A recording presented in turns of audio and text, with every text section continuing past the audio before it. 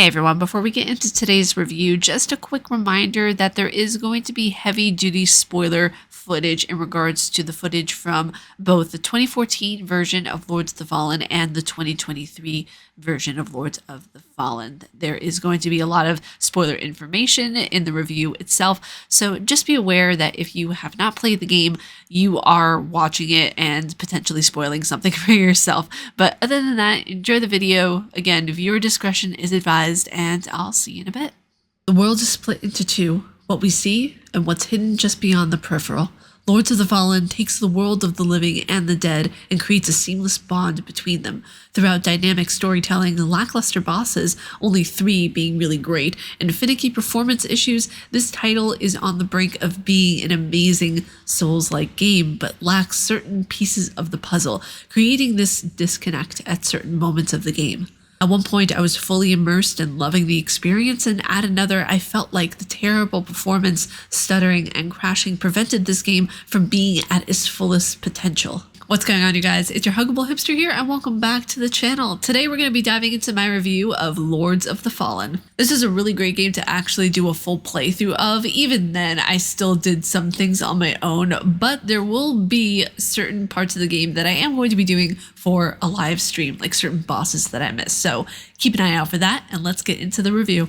Lords of the Fallen 2023 takes on the approach that many Souls-like games have done before it. Vague storytelling, mainly in item descriptions and umbral memories, speaking with NPCs, and brief cutscenes littered throughout the game. From Software created a genre where other companies are now competing to thrive and make a name for themselves. The game is composed of layers that are beautifully horrific and cast a dread-filled shadow, bringing the player in closer and closer. Unfortunately, the honeymoon phase with this game only lasts a handful of times throughout and doesn't stay consistent as a whole, which is one of my biggest critiques of the title, besides the terrible performance issues. While there are beautifully dynamic areas, 3 bosses that struck a chord in me, and a story that I will consistently think about, this game having consistent performance issues, then it makes the experience as a whole suffer no matter how good the motifs and concepts are. The bosses in this game range from really cool to forgettable, especially with a lot of the mini bosses before the main story bosses.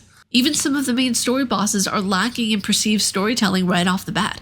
Yes, there were some story bits I missed, so it left me clueless in some of the boss battles and how they even connected to the grander picture of the story. The Hollow Crow, Judge Cleric, and Pieta are the only bosses in the game who hold any weight for me. For the most part, the bosses in Lords of the Fallen were overly simple to the point of where 2 main story bosses were actually challenging, which is shocking. At the start of the game, the bosses are a lot easier, and as you get towards the end of the game, the bosses get somewhat, I say somewhat, more intense, yet still simple to beat. The builds in this game are overly aggressive when you build it correctly, so demolishing your opponent is easy enough to do depending on how overpowered you want to go. Also, a lot of these bosses, especially the mini bosses right before a main story boss, will appear as average enemies. Depending on your perspective, this could be either a good or bad thing. For me, seeing a lot of the mini bosses appear as average enemies takes the uniqueness away, if you will. For example, the Hollowed Sister Ursula, if she were not to have appeared as an average enemy, that would have made her character so much more special, I feel. Because it wasn't common, because you didn't see it thrown all over the place. But after you fight her, she becomes just another enemy that you have to fight in the game until the end. Wanted to fall head over heels in love with this game entirely. Now, granted, I understand there's going to be things about a game that you can't change, and sometimes you just have to take the game how it is. But when it actively is in a state of where sometimes you cannot play it, then I feel as if that needs to be corrected and it needs to be adjusted accordingly. Just to give you guys a little bit of a heads up in terms of which bosses had the most stuttering from what I experienced if you're playing on the Xbox, because I have not played the game on other platforms, only on Series X. Pieta, I went at several times to get the hang of the mechanics, and the more I played her boss, the more stuttering and the more freeze framing I got, so to speak. Like, there would be points of where the screen would just freeze.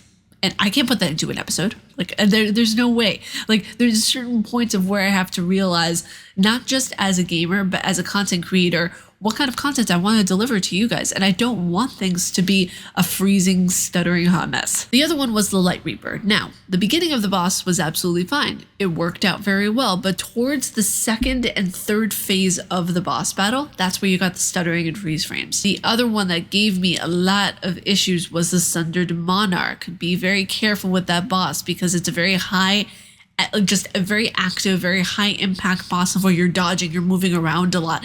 And I compared things. I went in and I thought, okay, maybe it's the Xbox. Maybe I need to see with another game if it does the exact same thing. I played another game on the Xbox. It ran completely fine. So unfortunately, it has to do with the game and not the Xbox itself. When the game worked, it worked like a dream, but about 60% of the time I was fighting through little inconveniences here or there, whether it be stuttering, which was the main culprit, okay? The main thing that I had the issue with was stuttering or freezing here and there in between. Like if I took a swing at a character and then I pounced down in between that swing, there would be a stutter or a freeze. The Umbral and Axiom worlds are by far the most compelling parts of the game, and by the way, what make up a good chunk of the story. There are amazing memories and ways to get more of the story when you are in the other world, shall we say. Umbral means of or like a shadow, so the Umbral world is the shadow version of the regular world, aka the world of the dead.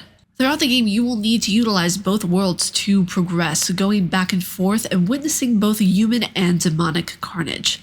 Both worlds have something to offer, but have different ways of harming you as well. While in Umbral, you will incur more wither damage, and that's when your white bar of your health shows instead of dying. You're withering. You're not dead like you would be in the other world. Rest regularly at Vestiges, please, and study the boss's moves, and with a powerful weapon and your free summons, you will fly through this game.